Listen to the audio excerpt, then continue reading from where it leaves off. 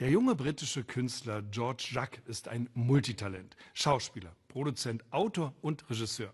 In der Berlinale-Sektion für junge Leute, Generationen, zeigt er seinen neuen Film. Eine schwungvolle und herzerwärmende Coming-of-Age-Komödie vor einem ernsten Hintergrund. Sunny Dancer. Nachdem die 17-jährige Ivy den Krebs besiegt hat, schicken ihre Eltern sie in ein Sommerlager für von Krebs betroffene Jugendliche, wohin sie anfangs überhaupt nicht will. Doch im Laufe der Zeit schließt sie innerhalb der Gruppe unerwartete Freundschaften und erlebt im Chemocamp einen unvergesslichen Sommer, der ihr Mut und Lebensfreude schenkt. George Jaques Pressekonferenz zu Sunny Dancer.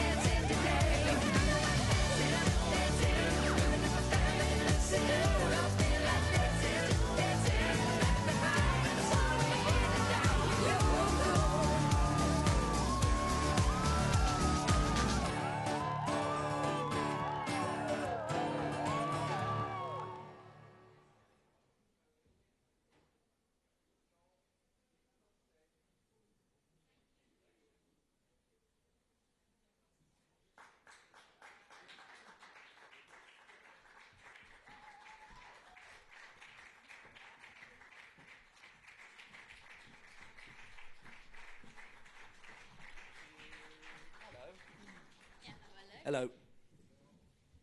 Hiya. Hello. Hi. Wow.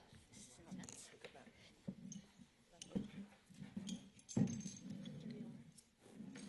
I'm in a UN press conference. Sup. Sorry, wrong number. Good afternoon to you all. I'll let the photographers grab their snaps for a second longer, and then we'll start this press conference.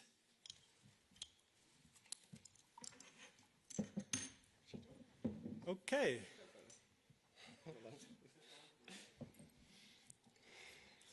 Hello and welcome to the 76th Berlinale and this press conference for a fabulous film that's going to be opening the generation section, Sunny Dancer.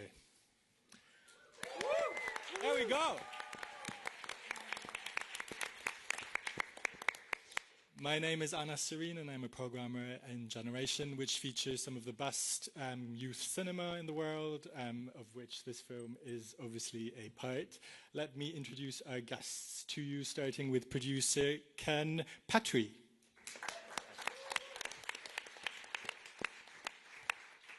Singer-songwriter Este Heim. 5 members of this stellar cast are here today, beginning with Earl Cave.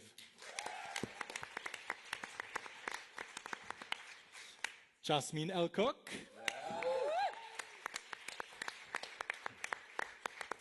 Conrad Khan.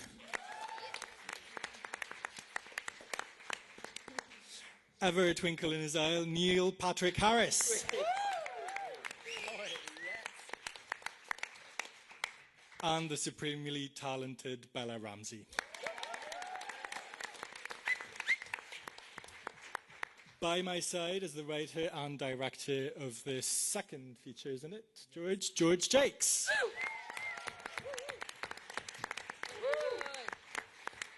The warmest of welcomes to you all, and we're really delighted to have you with us in Berlin. Hands up if it's your first time in town. There we go. How's it been so far? Fun. Yeah? Yeah. Yeah? I love it. Yeah. Seems great. Yeah. Everyone's nice. Thanks for having us. Yeah. Glad to have you with us. George, I'll kick us off with the first question. The film always sort of finely balances the tragic and the comedic. It must have been quite difficult for you, either in terms of the writing or directing this fabulous cast, to walk that tightrope. How was it? Was it tricky? Yeah, I think, we never wanted to go in making a depressing cancer film. There's so many films that are sort of in this genre that are pretty miserable. And we were like, let's fuck it up and just do it totally different. And I think for us, it was about, let's actually have a lot of fun on set and try and make it feel light. There's obviously moments in the film that are very serious. And we treated them with respect and all of that. But I think for the most part, it was, let's have a lot of fun and let's make this the most feral coming-of-age film of 2026. Done.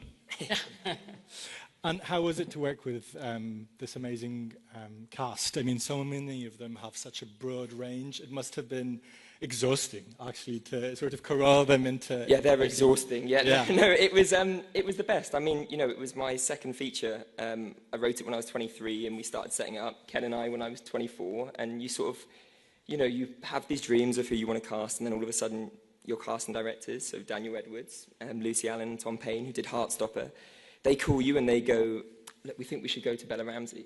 And you're like, well, they're not going to do it. And then next thing, we were on a Zoom together, you know, and it sort of started with Bella and Ruby at first, and then we got to build out the ensemble with the rest of the young gang, and then we got the wonderful Neil on board, and then we had James and Jess, and it just kept growing. And I think for me, it was, you know, it was looking at that and going, wow, I'm so lucky as a director, because they are such different performers, but everyone just jumped into the same boat, you know, and that was so special. We sort of did a week of rehearsal and then had a lot of fun, and there was so much respect and kindness. The complicity is obvious, so congrats on that. Congrats to you all.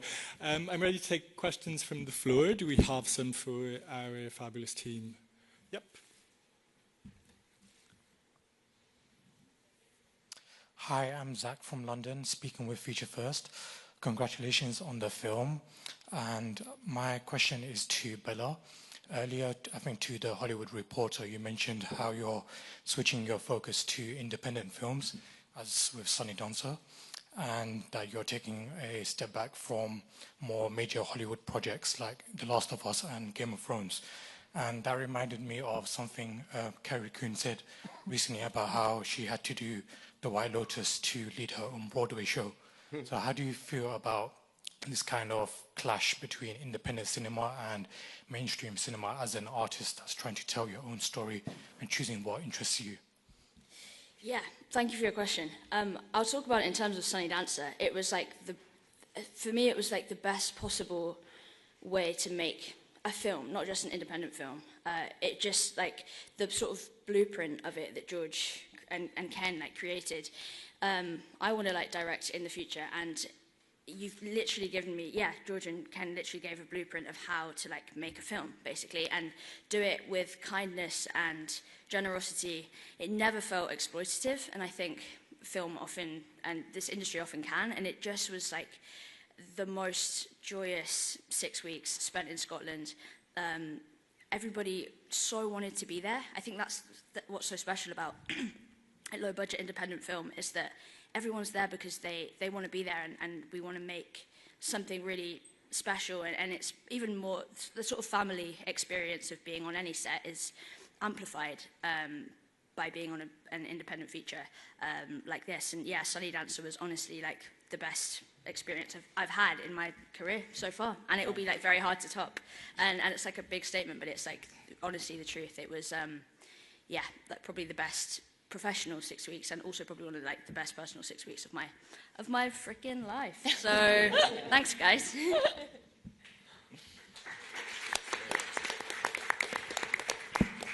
We've got a second question up in front.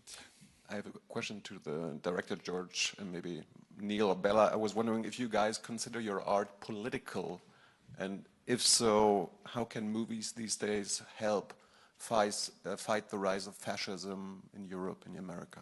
Yeah, I think sometimes the most rebellious thing you can do is be optimistic, and we wanted to make a film about joy. I think, you know, there's so much going on in the world right now, and I wanted to make something that really takes you somewhere else. And, you know, we don't get to see films about joy that much anymore, and that's the heart of this. You know, it's a film with so much love and so much fun. Yes, it's a cancer movie. Yes, all of that happens, but actually it's about this young girl played by Bella who starts falling in love with the world again, and maybe we all need to do a bit more of that. Neil, do you want to jump in on the politics of joy? Well, I think we live in a strangely algorithmic and divided world right now, and so as artists I'm always interested in doing things that are apolitical, because we're all as humans wanting to connect in some way. That's why we experience things together. And so when you get to go to a film where you're caring about the people, you're caring about the heart of what's happening, you know, you're watching this film of these young adults growing up under the umbrella of a world where some of them won't. And I think that is so touching and also kind of exciting and rebellious and horny. And like, it's fun to be able to witness that without having to process it through a contemporary lens, right? It is so current and yet timeless. So getting to spend time in strangely sunny Glasgow, Scotland. It didn't rain once, like for the entirety of the time we were there. It cost us a fortune turning off the rain. And then getting to just hang out with these amazing people who've had illustrious careers and who are sort of starting their careers.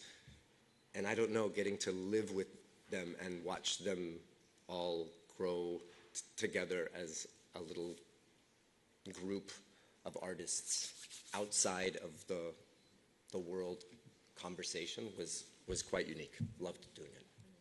Thank you. Question over there. Hi, so I'm Luciana Della Bella from Topicus from Brazil. I would, first of all, congratulations to everybody. The film is marvelous, the director, and also, is it Esther? Yeah. The music's marvelous too. And I have one question to the producer. How hard it was to produce it, to finance it, having such a young cast and maybe still also a very young director. How was it? How hard was it? And for the marvelous young actors and actresses, I wish if you could tell a story. What was the most difficult and the most special thing for you doing your parts?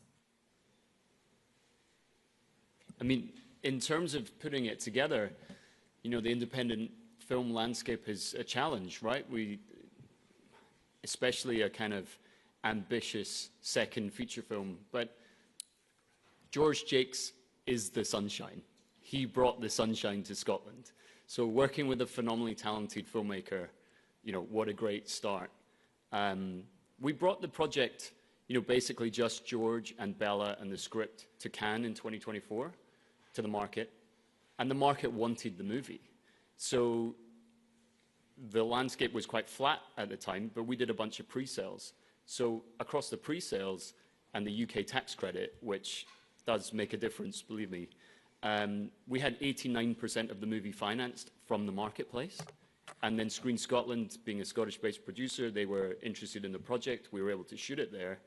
So it was maybe a bit more straightforward than it might appear. But talent attracts talent, I think, and George is phenomenal. He wrote a phenomenal script, so phenomenal creatives, talent, actors, musicians, everybody, top to bottom, cast and crew, came together. So it's always hard, but we had a lot of great things going for us and a lot of support, and then the momentum just snowballed. And then I think we all had some fun making it. So. Oh, yeah. We have a next question in the middle. Yep. Hi, I'm Mary from the German Public Broadcasting, ARD, and I just want to go back. Like, I have a question for you, SD Hayem, but first, I really liked the film. It made me tear up, but it's embarrassing to say it's not political. Without proper health insurance, I wouldn't be here. I had cancer myself, then I wouldn't be here and couldn't do the job. So the film is political, and this festival must be political. But my question for SD Hayem is, what project are you looking forward to? I mean, you've been acting, you've been doing music scores. What is next up? What is scheduled? And is there something creatively you're looking forward to show people? Thank you for your question. I want to be the composer for George for the rest of my life. Mm-hmm. I think that's what I'm most looking forward to. I had the most amazing time scoring this movie with my partner. I had the most amazing time. I love making music with my sisters. I want to do that for the rest of my life as well, till I'm well in my 80s and my 90s, hopefully. But yeah, I'm looking forward to just making more music and having fun, and you know, and being in Berlin is so much fun, and I love being here, and I feel so honored to be amongst this cast and crew, and I really do just I love George. I want to be his, you know, his main... It's mutual. Yes, for the rest of my life. But yeah, thank you for your question. Thank you. We've got another question in the front. Hi, I'm Anna from Public German Television ZDF. Thank you for this wonderful film. I have a political question to Neil, to you as a US citizen. How do you dare to criticize your government, and do you think that the democracy in the US is in danger? Wow. I mean, I'm not positive that this. I mean, I really am here mostly. Yeah, maybe it's in not honor completely of relevant Sunny to the film. Dancer. Yeah. I mean, I make my own choices as a performer, as an artist, to do just that. Like, what I have done a lot of is hosting the Tony Awards and doing a situation comedy and the Smurfs movie. And so I like to make sure that I feel more the jester in the castle. And so while I have my own political opinions, which are my own, I think as a performer, especially in this kind of movie, it's trying to be as inclusive as possible to as many people as possible. So I never read this script as a political statement. It was much more about a human growing up and having realizations about themselves singularly, and friendship and love. And so that sort of belies a political construct. Actually, maybe I'll pick up on that. Earl or Jasmine, when Neil talks about realizations about yourselves, your characters also go through quite a journey in the film. Do you want to speak to, what you discovered about yourselves through your characters here? Yeah, I mean, as soon as we're on set, I don't know what happens, but you just regress into a kid. Like, it's mad. Like, I'm 25. And I'm making jokes that I hadn't made since I was 17 and wouldn't dare do anywhere else, And it's like, and it's happening again, We go away and we don't see each other, and we come back, and it's just like we just fall back into this thing where, and I think that's what's beautiful about the film. That's what's been captured is joy, and I think I mean, kids probably don't even really go to camp anymore, They just stay inside playing video games, And it's kind of mad that this film is nostalgic, because a lot's changed, Yeah. I will say, for me, I discovered that this whole camp environment, as in the activities and outdoor stuff that we did all together, it really helped me in a way. I similarly didn't really have that much experience growing up in many summer camps and hanging out with friends and that. So it was really fun to do that on set. Yeah. Some might argue that being together is political enough. Take another question in the back. Hey guys, Max from London. Firstly, congratulations on such a beautiful film. To all of you, I've had sisters in my head for about a week now, so thanks for that. Likewise. Question for Neil. It's not political, don't worry. I'm sure you get offered loads of projects, so firstly, what attracted you to this particular one? And how was it working with such a talented young cast, and especially such a talented young director in George? Yeah, cheers. Thanks for the question. I'm a proper Anglophile. I love the UK. I love working there whenever I can. So I had reached out to my manager, Jason Weinberg, and said, if there's any a small independent films or something they're filming in the UK, I would love to do that. Simultaneously, he worked with George, and George had said, hey, do you know NPH? Because he would be great to be in this little movie that I'm doing. And those two things hadn't ever, one didn't beget the other. So I did a Zoom call with George, and we got along super swimmingly. He is just the loveliest human. He's incredibly prolific. He writes things very quickly, and then he follows through and films them. He said to me when we first met, he said he likes to have everyone together. He doesn't like the casts that go off into their motorhomes and dressing rooms and then are only called in when they're needed. He wanted a sort of group vibe. And when you're filming, you're it's alchemy, You're trying to figure out how everyone gets together, and that's an X factor that you just can't determine, whether people are going to get along, whether there's going to be upset or fights or, you know, that's inevitable. And it never really happened. Like, it was really a joy to be sitting around and doing this. I've often been in movies where I'm not really in the movie. I would like come in and 2 days before my part, I'll film for 5 days and then I'll leave.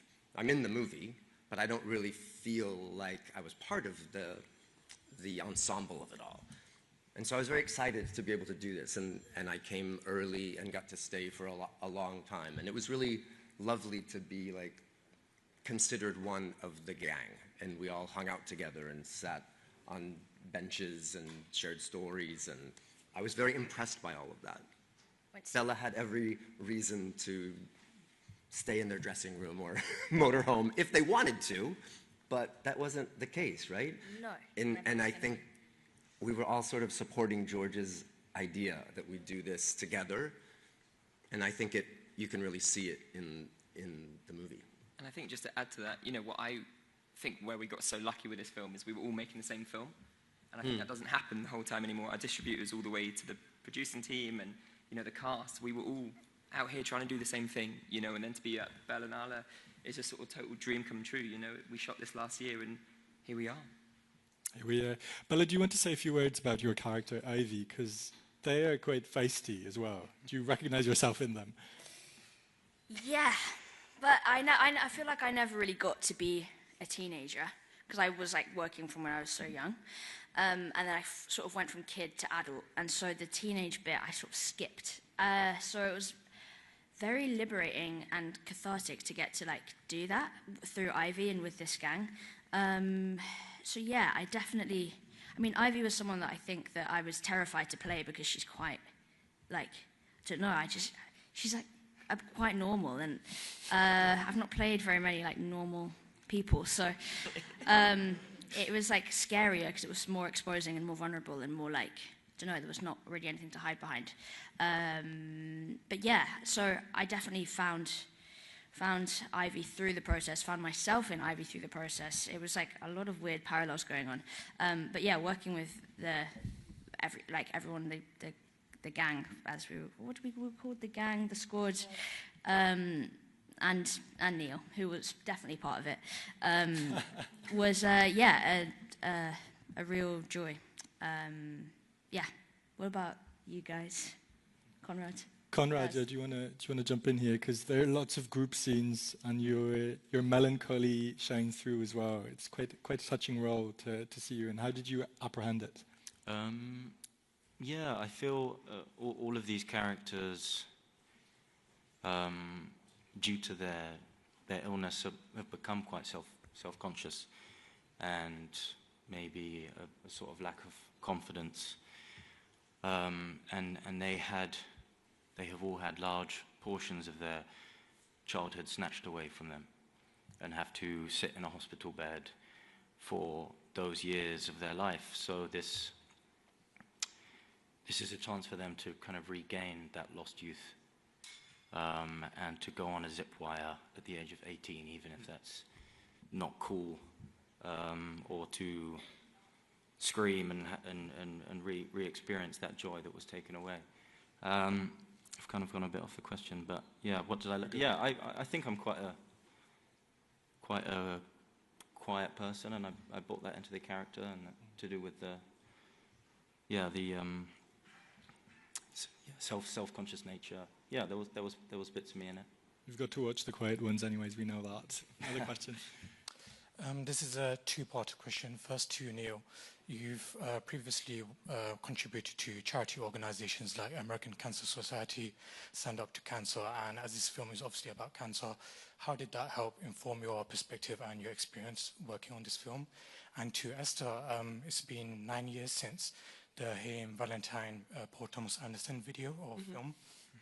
How's it like working on that film compared to working on this film? And of course, Paul Thomas Anderson had a film last year, One Battle After Another, where your sister was also in the film. Do you have any experience or any thoughts on that film itself? And would you like to work with him again soon? With Paul Thomas Anderson? Yes. I would love. Sorry, George. I'll let it go. I think it's pretty special too. I'd like to work with him. No, I think Paul is, I'm lucky enough to say that Paul is, I can call Paul by his first name. I call him P sometimes, on a first letter basis.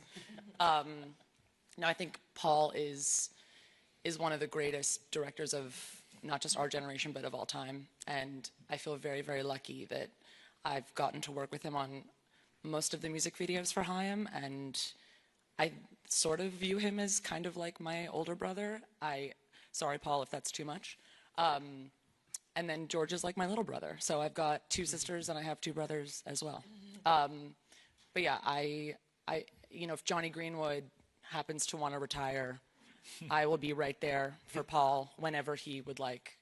And yeah, my sister was amazing in one battle after another, and I'm so proud of her, and I'm so proud of both of my sisters, and I'm so excited to see what Alana does in the future. On to you, Neil. Cancer is a very serious issue, very important. I think it's worth discussing because the earlier you can talk about it and the earlier you can detect it, the larger percent of a chance that you can have of stopping it, right? And so keeping the conversation alive is great. I never really considered this a movie that was laden with like cancer as an overlay. I found it much more an interesting British ensemble movie about kids growing up. And then I think the sucker punch of the realities of cancer are what are so impactful. When you watch it, you forget that it's happening, and then you realize that it's happening, and it really hits hard. George told me his own personal stories, and I found those very moving. And I'm sort of parroting what you had told me, really, which was this was a movie taking place at a cancer camp that has nothing to do with cancer, and you've had your own, familial situations with cancer, and so I was just really impressed by that idea. And then I get to play the head of the camp, who's trying very hard to be dad joke, silly, fun, to not have that own the conversation, and yet through the movie you get to learn a little bit more about my backstory. So again, it allows the pathos to bubble up when necessary, but it doesn't need to feel like a movie that's specific to that. And I think just to touch on that as well, when I was writing, my mum was diagnosed with cancer when I was 15, and she survived, and we're very, very lucky. But I worked a lot with Teenage Cancer Trust, where I'm an ambassador, and I spend a lot of time with young people on the wards and would sort of go around. And what you sort of find is they'll tell you stories about when they're racing up and down in their IV drips, and they'll be doing chemo in Jordans and Ed Hardy jeans. And you're sort of like, why in the media have we never seen that? Where's that film? And that's sort of where it was born out of. And I'm very lucky my editor, who's been a long-term collaborator of mine, she had a personal cancer journey, and we were sat down, and I went, I want to make a cancer film, but I want to make one that's a comedy, and I want you to forget it's a cancer film for a bit, and then when it comes back in, I want it to slap you around the tits. And we sat, and I went, how do I do that? And she went, I used to go on these summer camps for kids affected by cancer. And I went, that's the movie. And then we sort of worked together on that, and I was very lucky. I worked with the #1 child leukemia doctor in the UK, and I met so many amazing people along the way that really shaped this film. And then part of my job was trying to make it, lifting it away from that and sort of making it a film that's actually a coming-of-age movie. The references for me were Lady Bird, Juno, all those incredible, credible films. And that's why I think cancer takes a back seat, but when it really is all the way through this movie, of course it is. And we're doing a lot of work with those charities and a lot of work with young people. We actually cast 2 young survivors in the film, which was the coolest thing I think we did. So yeah, really proud of it. One more question, I think, up in front. Just a quick question about the city you are in right now. I mean, coming of age in Berlin means something completely different than probably compared to the rest of the world. Are you guys planning on enjoying the infamous party scene in Berlin this weekend? If so, where are you going to go? I was so waiting for that question. Definitely not. Well, my sister actually lives in Kreuzberg, and my mum is German. And so we know the city quite well, so we've got lots of fun things planned, I think, over the weekend. George has organised an after party until 4 a.m. today. No, tomorrow, I guess. That's not late for Berlin. Yeah, that's just starting. And then probably Berghain afterwards, knowing us. That would be- yeah, we're gonna have fun. Fingers crossed. And Jazz, are we going? What are we doing tonight? I'll see where the night takes me, to be honest. Yeah. Oh, no. Any final questions from the room? If not, I wonder whether the cast would indulge me. Could we get a rendition of the Thumbs dance? Because I'm obsessed. Bella, would you lead us? Well, someone has to play the music if we're going to do this. I don't know. Good. I don't know it. You don't know it? Outrageous. Can we get a count, Neil? I didn't learn it like you did. The music comes. The music If the comes. music comes, okay. Someone gets Where's the producer? Ken, have you got the music on your phone? Probably. You've got the clip. You ran the clip. Yeah, run the clip. Can we play the clip, actually? Can I ask and we're getting up and down. my colleagues Come on. in the technical department if they can play the clip, and then we'll dance our way off stage? Yeah. We'll dance our way out. There we go. Thank you so much, gang.